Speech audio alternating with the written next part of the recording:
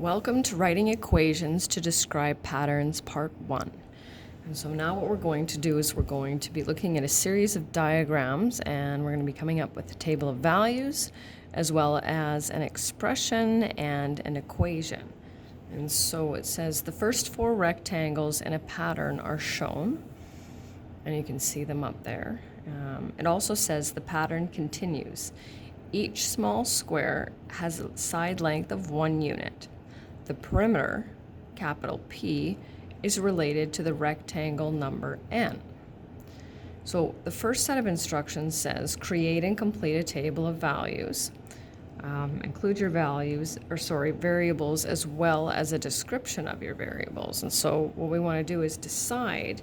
We need to deal with the rectangle number as well as the perimeter, which is the distance around a rectangle. So we need to figure out which of those elements should be on the left side of the table of values and which one should be on the right side.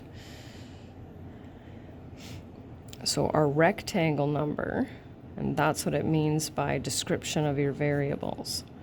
So rectangle number, which is n, goes there, and then P for perimeter goes there. And so we can see we have rectangle number 1, 2, 3, 4. And even though we don't have any more rectangles, we could keep going with the pattern. So what's the perimeter of our first rectangle? Well, it doesn't matter where we start.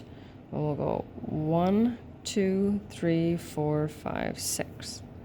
So that's 6 units around the first rectangle. 1, 2, 3, 4, 5, 6, 7, 8. Now, if we look at this pattern, looks like we're increasing by 2. So when I count for rectangle 3, we should get 10. 1, 2, 3, 4, 5, 6, 7, 8, 9, and we do. And rectangle 4 is 12. And so there's our table of values. So the next set of instructions says write an expression that relates the perimeter to the rectangle number. So what we need to do is figure out how to get from the elements on the left consistently to the elements on the right. So we can look at this one and say, okay, well, 1 plus 5 is 6. Okay, so we could add 5. Well, does that work with this one? No, it doesn't, does it? Because we have to add 6. That's not right. And so we need to be able to write what I call the right side of our equation. Because when we have an equation, all those equations we graphed, right, we had the y on the left side and the x on the right. So we need two different equations. So I'm going to put our, we're going to have our n. That's the one we're going to use, right, because we have to figure out what to do with this number to get to this number. And so we need a numerical coefficient as well as a constant.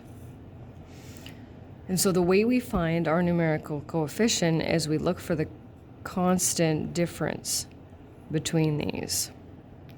And it is adding 2.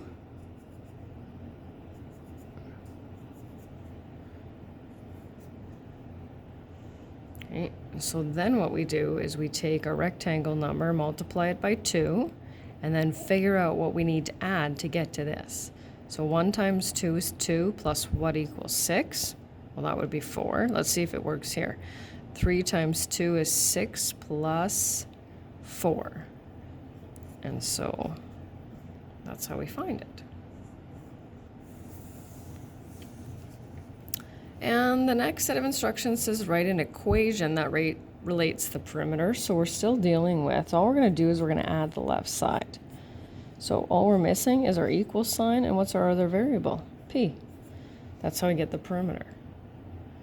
So then it says verify one of your ordered pairs with your equation. So we need to go back to our table of values and pick any one of these ordered pairs, right? 1, 6, 2, 8, and plug in our numbers to make sure. Let's use 4 and 12. So 12 is our perimeter, right? 12 equals 2.